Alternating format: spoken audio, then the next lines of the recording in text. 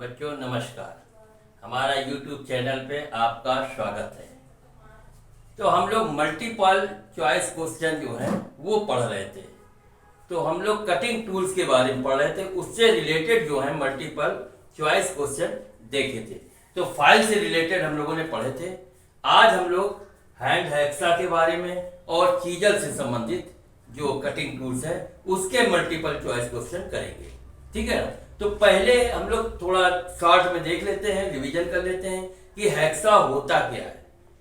तो हेक्सा क्या है? ये एक कटिंग टूल्स है। इसको दस्ती हेड टूल, इसको दस्ती आरी भी कहते हैं। यह लोहे की पत्ती को एक समकोण पर मोड़कर बनाया जाता है। इसके एक ओर हैंडल होता है जबकि दूसरी ओर स्लाइडिंग स्क्रू लगा होता है। इसके दोनों ओर प्लोंज लगी, दोनों ओर एक पिन लगी होती हैं जिसको हम प्लोंज कहते हैं। स्लाइडिंग स्क्रू में एक फ्लाई नट लगा होता है जिसके द्वारा ब्लेड को कसा जाता है। ये दो प्रकार के होते हैं, एक होता है सॉलिड फ्रेम, दूसरा होता है एडजस्टेबल फ्रेम। ये देखिए, ये हमने बनाया हुआ है, हैंड हेक्सा है, ठीक है ना। ये इसका हैंडल है, इसको पकड़ते हैं हम लोग, इसको पकड़ के, और ये हमारा है फ्लाइंग नट, है ना। ये स्लाइडिंग स्क्रू जो इसके बाहरी और चूड़ियां कटी होती है उस पर फ्लाइंग नट चढ़ा दिया जाता है जो कि ब्लेड को कसता है। और ब्लेड किस में लगती है? ये देखिए, ये प्रोंज दिखाया गया है, ये इधर भी प्रोंज है, इधर भी प्रोंज है। इस प्रोंज में ब्लेड को लगाया जाता है और फ्लाइंग स्क्रू के द्वारा उसको टाइट कर दिया जाता है, तो ब्लेड हमारा टाइट हो जाता है। ठीक है ना। तो ये हमने फ्रेम को बनाया हुआ है। अब हम लोग पढ़ते हैं ब्लेड क्या होती है। ये जो ब्लेड बनी है, ब्लेड क्या होती है, किस मटेरियल की बनी होती है। तो ब्लेड क्या होती है? ये high carbon steel, tungsten steel व हाई स्पीड स्टील की बनी होती है तथा हार्ड व टेम्पर की होती है।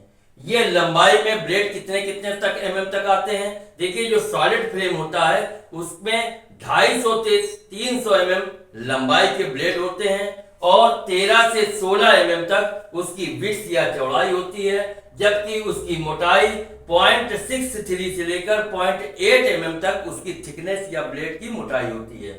और उसकी पिच जो होती है वो 0.8 mm से लेकर 1.6 mm तक या 1.8 mm तक आती है। ठीक है ना। और ब्लेड कितने प्रकार के होते हैं? तो ब्लेड देखिए 3 प्रकार के होते हैं। एक होता है ऑल हार्ड, दूसरा होता है फ्लेक्सिबल और तीसरा होता है फ्लेक्सिबल सेंटर टाइप।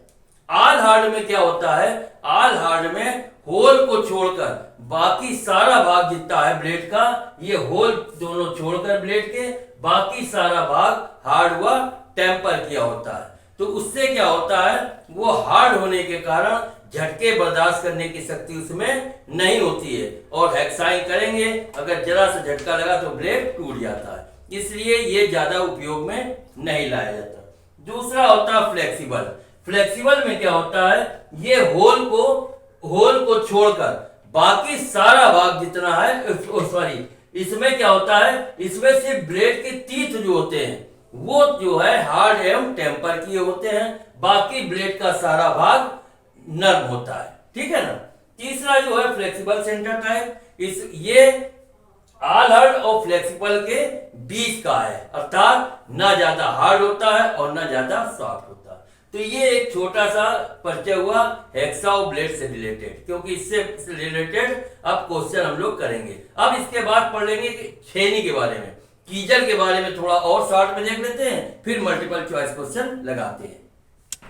अब हम लोग कीजल या छेनी के बारे में देख लेते हैं कि छेनी क्या होता है। देखिए, ये भी एक प्रकार का कटिंग टूल है, जैसा कि हम लोगों ने हैंड हेक्सा और रेती या फाइल के बारे में पढ़ा था। जहां पर हेक्सा व रेती के द्वारा धातु को न काटा जाए वहां पर हम छेनी का प्रयोग करते हैं। ये किस मटेरियल की बनी होती है? ये high carbon steel, cast steel व टूल स्टील की बनी होती है और इसके कटिंग एज जो है 25 से 35 मिलीमीटर तक हार्ड व टेम्पर किए जाते हैं। ये षटभुजाकार, अष्टभुजाकार की बनी होती है और ये 2 प्रकार की होती है। एक होती है गर्म छेनी, दूसरी होती है ठंडी छेनी, माने हॉट कीजल और कोल्ड कीजल। हार्ड चीजल का उपयोग कहाँ किया जाता है? ब्लैक स्मिथी शॉप हो गया, फोर्जिंग शॉप हो गया, जहाँ पे गर्म कार होता है वहां पे हार्ड चीजल का प्रयोग करते हैं।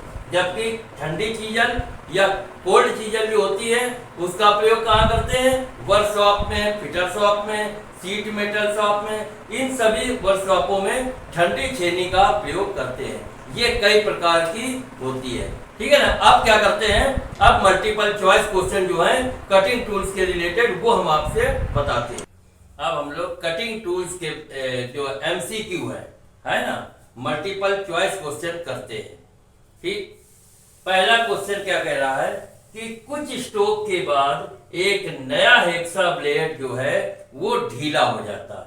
उसका कारण क्या है? नंबर 1 ऑप्शन दिया है कि ब्लेड का खिंच जाना, दूसरा है कि ब्लेड की गलत पिच होना, तीसरा है सासेट का गलत चयन, और चौथा है नट के थ्रेड का घिस जाना। ये 4 ऑप्शन दिए हैं। क्वेश्चन फिर से देखो, कुछ स्ट्रोक के बाद, है ना, कुछ स्ट्रोक के बाद हेक्सा ब्लेड जो है वो लूज हो जाता है, उसका कारण, तो उसका कारण क्या होता है? ब्लेड चलते चलते हेक्साइज करते करते क्या हो जाता है? ब्लेड जो है वो खिंच जाता है, थोड़ा ढीला हो जाता है, लंबा बढ़ जाता है ना, तो वो कारण है, चलते चलते ब्लेड खिंच जाता है। तो इसका कौन सा है? पहला जो है वो है, ठीक है ना, चलते चलते ब्लेड जो है खिंच जाता है, ढीला हो जाता है, इसलिए पहला वाला ऑप्शन जो है वो सही है। दूसरा क्वेश्चन है कि पहले कट और पतले वर्क पीस को काटते समय दांते आसानी से क्यों टूटते हैं? इसका रीजन क्या है? पहला है ऑप्शन कि हाथ बल अधिक, लोड जो है हाथ से अधिक भार लोड दे देते हो, वो कारण है। कि दूसरा है कि कटिंग सेक्शन जो है वो बहुत छोटा होता है, छोटे एरिया में कटिंग कर रहे हो। कि तीसरा है कि मोटे ब्लेड का उपयोग किया जाना, अधिक मोटा ब्लेड यूज कर रहे हो। कि चौथा ऑप्शन है कि हाथ का बल कुछ दांतों पर काम करता है। तो देखो इसमें ऑप्शन क्या है कि क्या करते हैं कुछ बच्चे जो नए होते हैं वो क्या करते हैं, हाथ का बल या तो शुरुआत में ऐसे कर देंगे, मतलब पूरा ब्लेड नहीं चलाते हैं। इसके कारण ये हो जाता है कि जब पूरा ब्लेड नहीं चलेगा तो क्या हो जाता है कि ब्लेड जो है वो इसके दांते जो है आसानी से टूट जाते हैं। इसीलिए हेक्साइन करते समय पूरा ब्लेड चलाना चाहिए, पूरा हेक्सा चलाना चाहिए। और कुछ लोग बच्चे बस थोड़ा सा ऐसे ऐसे कर देते हैं, जिसके कारण वो दांतों में काफी लोड आ जाता है और वो दांत टूट जाते हैं। तो इसमें क्या ऑप्शन है कि हाथ का बल कुछ दांतों पर काम करता है ना, पूरे हाथ का पूरे दांतों पे काम नहीं करता। तो इस कारण जो है इसके कुछ दांत जो है वो टूट जाते हैं। ठीक, हमें पूरा हेक्सा चलाना चाहिए। नेक्स्ट क्वेश्चन है कि कॉर्नर और जॉइंट पर मटेरियल को चौकोर करने के लिए किस छेनी का प्रयोग किया जाता है? फिर से क्वेश्चन सुन लो, अगर हमें कॉर्नर बनाने हो और उनके कॉर्नर या जॉइंट्स पर अगर हमें चीजल का प्रयोग करना है, छेनी को काटना, छेनी द्वारा हमें मटेरियल को चौकोर करना है, तो उसके लिए किस चीजल का प्रयोग करोगे? ऑप्शन है कि फ्लैट छेनी का प्रयोग करोगे, दूसरा है क्रॉस कट चीजल यूज करोगे, डायमंड चीजल यूज करोगे, ये हाफ राउंड। तो इसमें क्या है, अगर हमें कॉर्नर और जॉइंट्स के मटेरियल को चौकोर बनाना है तो हम डायमंड चीजल जो है उसका उपयोग करेंगे, अर्थात ये थर्ड वाला जो है ये ऑप्शन सही है। फिर इसके बाद नेक्स्ट क्वेश्चन है कि काटने वाले छेनी पर प्रतीक द्वारा किस कोण को दर्शाया गया है? अच्छा, तो ये देखिए ये प्रतीक है, ये देखिए चीजल को ये दिखाया गया है। तो कह रहा है कि काटने वाले छेनी पर प्रतीक द्वारा किस कोण पर दर्शाया गया है? तो ये कोण कौन सा है?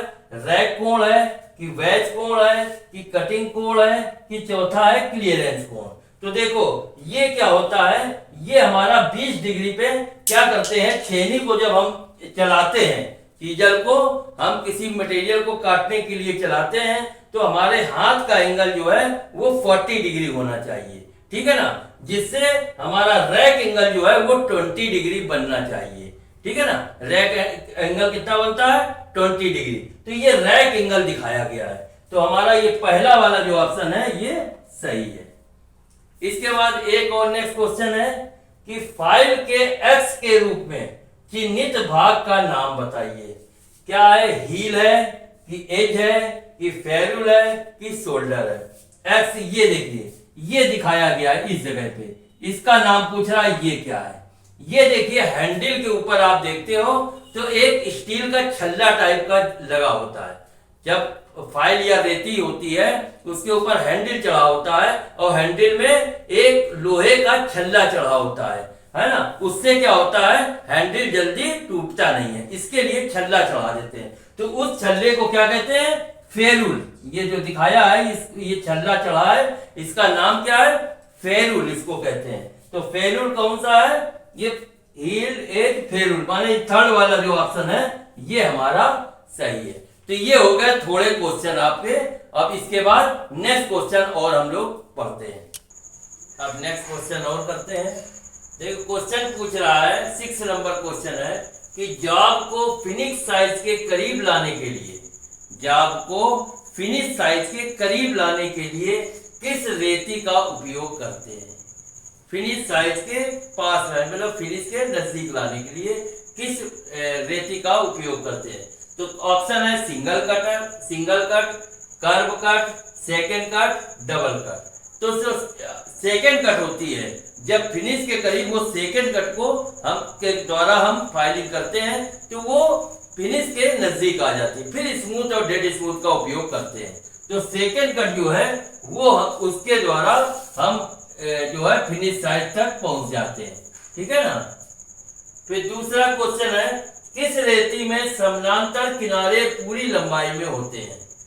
ये हमें लगता है एक बार हम लोग पढ़ भी चुके हैं कि किस रेती में समानांतर किनारे पूरे लंबाई में होते हैं। तो हैंड फाइल एक ऐसी फाइल है जो लंबाई और चौड़ाई में पूरी रेती जो है वो समानांतर होती है, बस मोटाई में कुछ टेपर होती है। तो हैंड फाइल जो है वो हमारी क्या है, लंबाई में और चौड़ाई में समानांतर होती है। तो पूरी लंबाई में पूछ रही कौन सी समानांतर होती है, तो हैंड फाइल। ऑप्शन दिया है bastard file, rasp cut, single cut और हैंड फाइल। तो हैंड फाइल ये हम लोग पढ़ चुके हैं, हैंड फाइल का उपयोग किया जाता है। तीसरा क्या, नेक्स्ट क्वेश्चन है, ऑयल बेस को काटने के लिए किस छेनी का उपयोग किया जाता है। फिर से सुनो, ऑयल बेस को काटने के लिए किस चीजल का उपयोग किया जाता है। फ्लैट छेनी का उपयोग करते हो कि बैक छेनी का करते हो कि हाफ राउंड नोज छेनी कि डायमंड पॉइंट छेनी। तो देखो ऑयल बेस को काटने के लिए हम हाफ राउंड नोज चीजल जो है उसका उपयोग किया जाता है। तो हाफ राउंड नोज चीजल, ये जो थर्ड है हाफ राउंड नोज चीजल, इसका उपयोग करते हैं ऑयल बेस को काटने के लिए। नेक्स्ट क्वेश्चन है कि चैन डीलिंग जब हम करते हैं, जब हमें कोई अंदर से कोई जॉब को टुकड़ा निकालना होता है, पीस निकालना होता है, तो हम लोग क्या करते हैं, चैन डीलिंग के द्वारा हम उस पर चैन डीलिंग ऑपरेशन कर देते हैं। तो वो क्वेश्चन पूछ रहा है, तब चैन डीलिंग के माध्यम से हम लोग उस टुकड़े को बीच से निकाल लेते हैं। तो क्वेश्चन ये पूछ रहा है कि चैन डीलिंग के बाद मटेरियल को अलग करने के लिए किस छेनी का प्रयोग किया जाता है। जब चैन डीलिंग के द्वारा हम उसको टुकड़े को निकालने का प्रयास करते हैं तो बगल बगल डील को हम करते रहते हैं, चैन डीलिंग करते रहते हैं, तो उसमें जरा जरा सा पॉइंट रह जाता, तो उसको चीजल के द्वारा हटाकर वो टुकड़ा जो है वो पीस उसको निकाल लेते हैं। तो कह रहा है चैन डीलिंग के बाद मटेरियल को अलग करने के लिए किस छेनी का प्रयोग करते हैं। वेब छेनी है कि फ्लैट छेनी है, cross cut chisel, diamond point छेनी। तो इसके लिए वेब चीजल जो होती है, वेब छेनी होती है, उसका उपयोग करते हैं। अर्थात ये पहला वाला जो है ये ऑप्शन सही है, वेब छेनी का उपयोग करते हैं। याद रखना, क्योंकि चैन डीलिंग ऑपरेशन सभी लोग करते हैं। पीस को निकालने, 20 का कोई लंबी प्लेट है उसमें से 20 का एक टुकड़ा निकालना है साइज के अनुसार, तो उसके लिए हम लोग चैन डीलिंग करते हैं। तो चैन डीलिंग के बाद वेब चीजल का प्रयोग करके, उस छेनी का प्रयोग करके उस टुकड़े को निकाल सकते हैं। नेक्स्ट क्वेश्चन है कि अगर चिपिंग करते समय छेनी का निकासी कोण अनुशंसित कोण से कम हो, ठीक है ना, तो क्या प्रभाव पड़ेगा। माने चिपिंग करते समय छेनी का जो निकासी कोण है वो अगर कम हो, तो कोण से कम है तो क्या प्रभाव होगा। ऑप्शन है कि कटिंग एज घुस नहीं सकती क्योंकि छेनी फिसल जाएगी। दूसरा ऑप्शन है कटिंग एज घुस जाएगा, कट और गहरा होगा। तीसरा ऑप्शन है कि छेनी की कटिंग एज सीधी रेखा पर स्वतंत्र रूप से चलता है। चौथा है कि कटिंग एज टूट जाएगा। तो क्या है, छेनी का निकासी कोण संचित कोण से कम है तो क्या प्रभाव पड़ेगा? तो प्रभाव यही पड़ेगा कि छेनी ही नहीं घुसेगी, है ना। क्या होगा, कटिंग एज जो है वो घुसेगी नहीं क्योंकि छेनी फिसल जाएगी। तो पहला जो ऑप्शन है ये इसका ये सही है। ठीक है, अब इसके बाद फिर नेक्स्ट क्वेश्चन लगाते हैं। नेक्स्ट क्वेश्चन क्या है, हेक्सा ब्लेड के दांते होते हैं, किधर की ओर होते हैं? विंग नट की ओर होते हैं कि पीछे की ओर होते हैं, हैंडल की ओर होते हैं कि ऊपर की ओर होते हैं?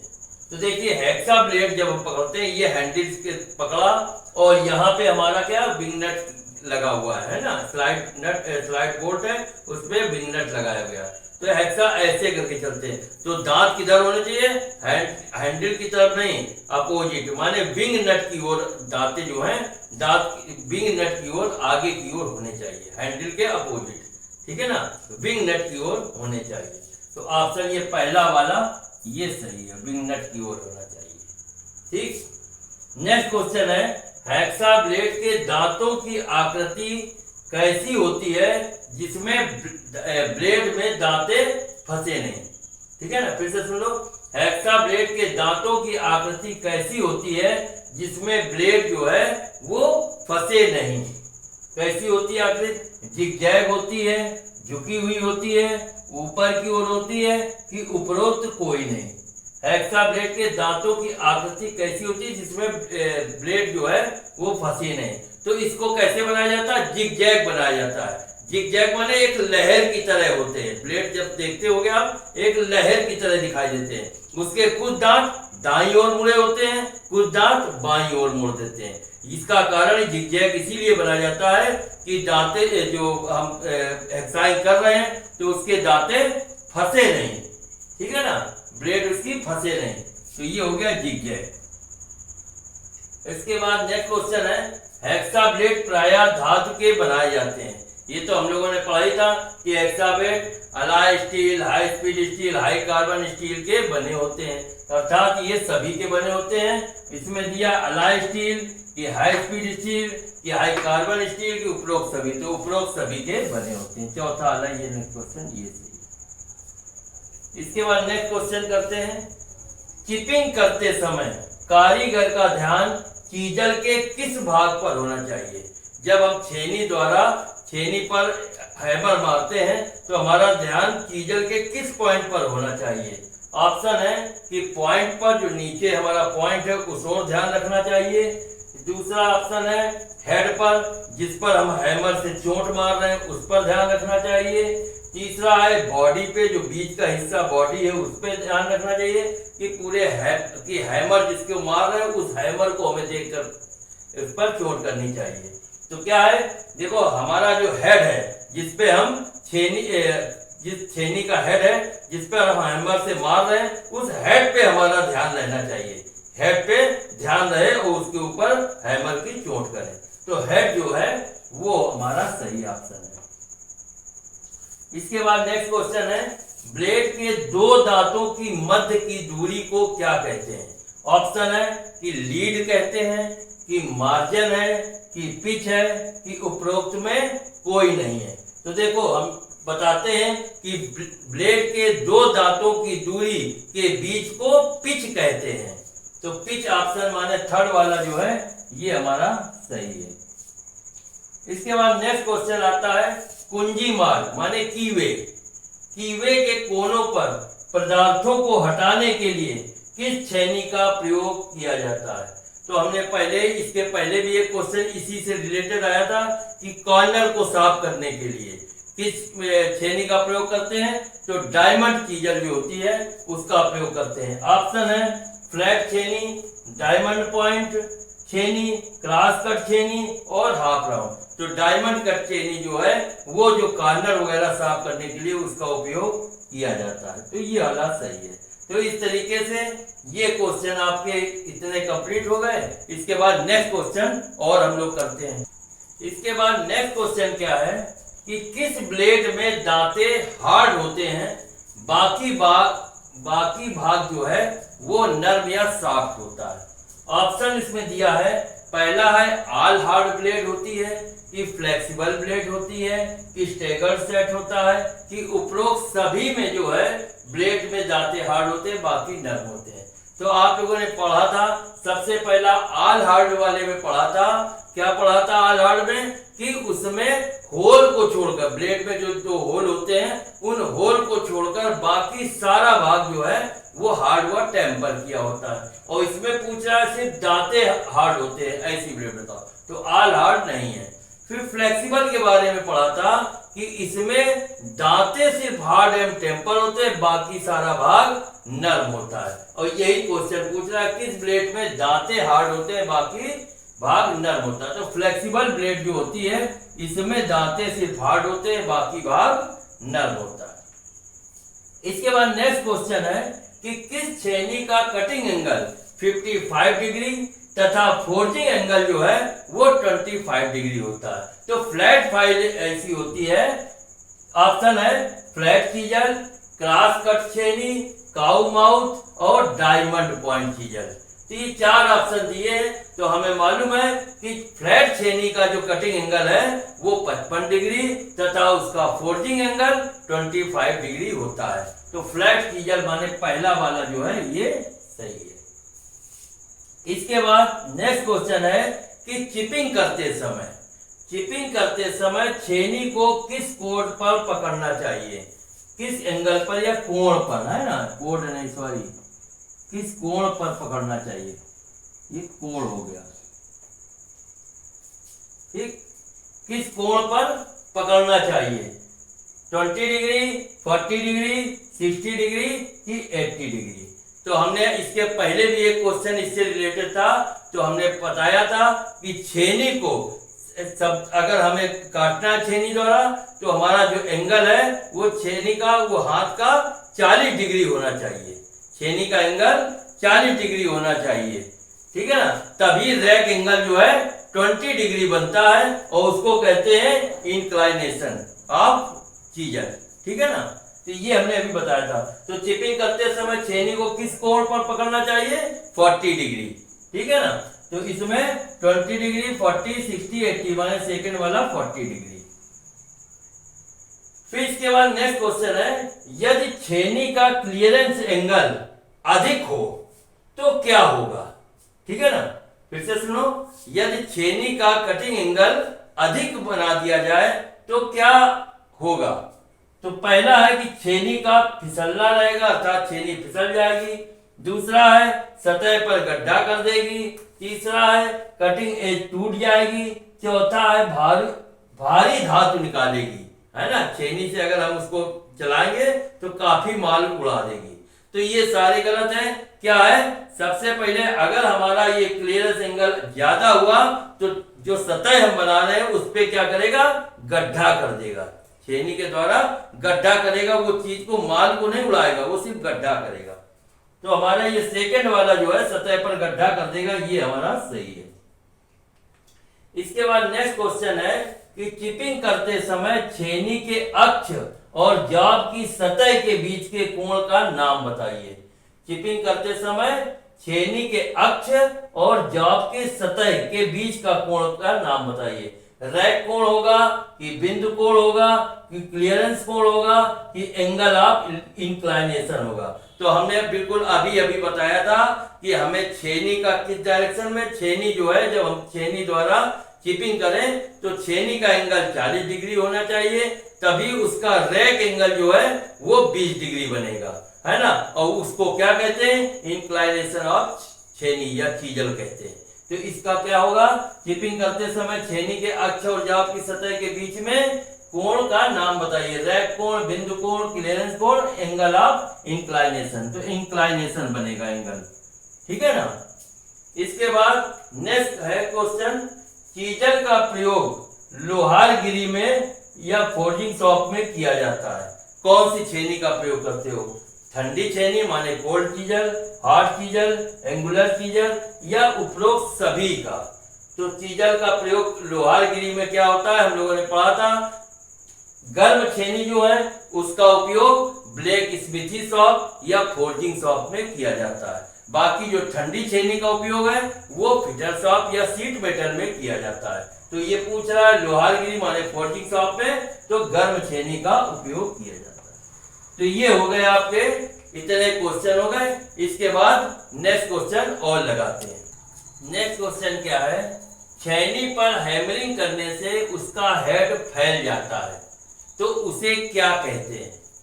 पहला है कि फैली हुई छेनी कहते हैं, दूसरा है कि मशरूम कहते हैं, तीसरा है इंक्लाइंड छेनी हो जाती है, कि चौथा पोल हो जाता है।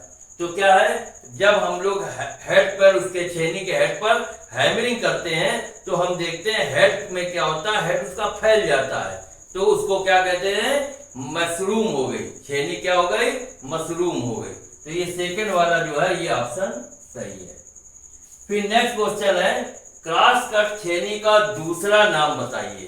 क्रॉस कट चीजल का दूसरा नाम मोर्स छेनी है, कैप छेनी है, सिलेंड्रिकल छेनी है कि उपरोक्त सभी। तो इसमें क्या है, क्रॉस कट छेनी का दूसरा नाम कैप चीजल कहते हैं।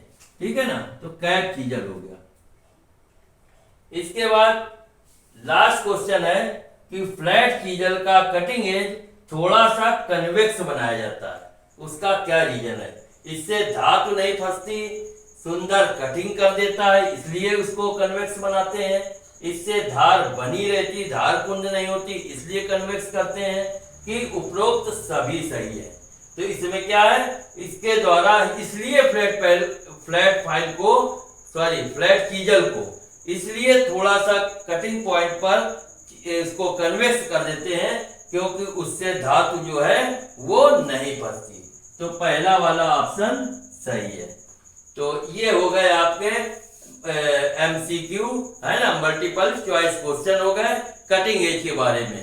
तो हम लोग रेती के बारे में और हेक्सा के बारे में, छेनी के बारे में, इस सब के बारे में डिटेल में पढ़ा और सब मल्टीपल चॉइस क्वेश्चन जो थे वो आपको बताए। और आप लोग भी खूब ध्यान से पढ़िए, उसको दो बार देखिए, अगर समझ में नहीं आता दो बार देखिए। उसके बावजूद अगर कोई परेशानी होती है तो आप हमको कमेंट्स करके बता सकते हैं। ठीक है ना, ठीक। अगर आपको वीडियो पसंद आ रही है तो आप लाइक करिए, सब्सक्राइब कर दिए और अपने दोस्तों को भी शेयर कीजिए, है ना। ठीक, बाय बच्चों, कल मिलते हैं, बाय।